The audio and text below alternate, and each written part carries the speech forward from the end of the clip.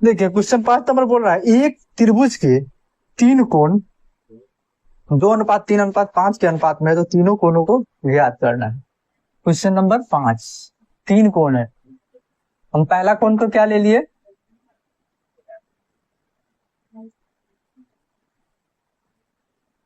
2x। पहला कोण लेंगे 2x, दूसरा कोण ले लिए 3x और तीसरा 5x। तीनों का त्रिभुज के तीनों कोणों का योग कितना होता है? 180। तो कितना हो जाएगा? 5 3 8 10x। 10x बराबर 180। x बराबर कितना हो गया? 18 डिग्री ये हो गया। तो मेरा पहला फर्स्ट कोण कितना हो जाएगा?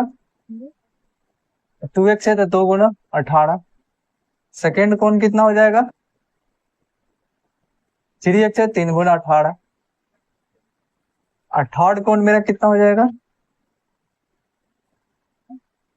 5 गुने 18। यानी कि पहला कोण जो है 36 डिग्री आ जाएगा, दूसरा कोण 54 डिग्री आ जाएगा और तीसरा कोण जो है 90 डिग्री आ जाएगा। ये मेरा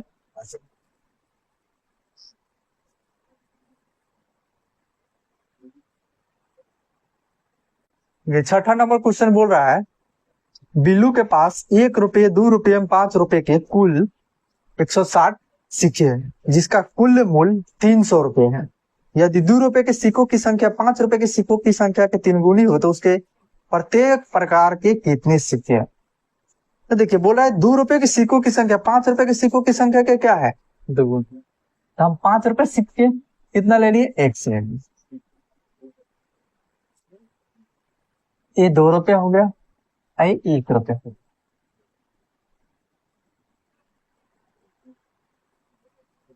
तो बोला है कि 2 रुपये के सिक्कों की संख्या 5 रुपये के सिक्कों की संख्या का क्या है? 3 गुनी है, तो ये हो गया 3 गुनी। अब इस दोनों की अब बोला है कि ये जो है कुल कितना है? 160 सिक्के है। तो 160 में से क्या करेंगे? और इस दोनों को घटा देंगे, x प्लस 3x, तभी तो क्या आ गया? 1 रुपये का सिक्का का मूल्य निकलकर आ जाएगा।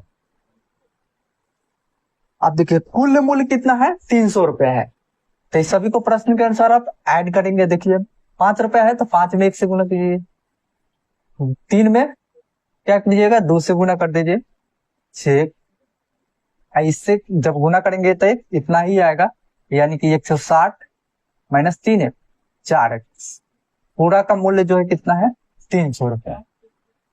अब 6 5 11, 11 में से 4 जाएगा 7 हो जाएगा, 7x हो गया। 160 में से 300 में से 160 घटा दीजिए, कितना आ जाएगा? 0। 10 में से 6 हो जाएगा 4, 2 में से 1 जाएगा 1, 7 है ना। x का मान कितना आया? 20 है। यानी कि 5 रुपए का सिक्का कितना है? 5 रुपए कितने प्रकार के सिक्के हैं? तो 5 रुपए की सिक्कों की संख्या कितना हो गया? 20 हो गया। अब 2 रुपए की सिक्कों की संख्या, 2 रुपए की सिक्कों की संख्या कितना हो जाएगा? 3 गुना 20, यानी कि 20 दिया 60 हो जाएगा। अब 1 रुपए की सिक्कों की संख्या, 1 रुपए की सिक्कों की संख्या, तो क्या करेंगे? 160 में से 4 गुना 20 घटाने पर 160 माइनस 20 का 80, कितना आ जाएगा? 80 हो जाएगा। तो सभी प्रकार के सिक्कों की संख्या जो है हम निकाल दिए। 5 रुपए के सिक्कों की संख्या 20, 2 रुपए की 60 और 1 रुपए के 80 हो जाएगा। बोला है पिता ने अपने 3 संतानों के बीच अपनी संपत्ति का बंटवारा किया, 1:2:3 के अनुपात में करता है। अपने लिए जो है 1 लाख रुपए रख देता है, उसका कुल संपत्ति जो है 2.5 लाख रुपए है, तो प्रत्येक संतान के हिस्से के रूप में कितना होगा? देखिए पहला सन हो गया फर्स्ट, सेकेंड और एक थर्ड ले ली। थर्ड क्या ले ली? तो पहला सन को क्या है? 1 से, दूसरा कितना है? 2x हो जाएगा, तीसरा 3x ले लेंगे। यानी कि इसका जो है पहला को 1 से, इसको 2 से, और इसको सेकंड का दूसरा है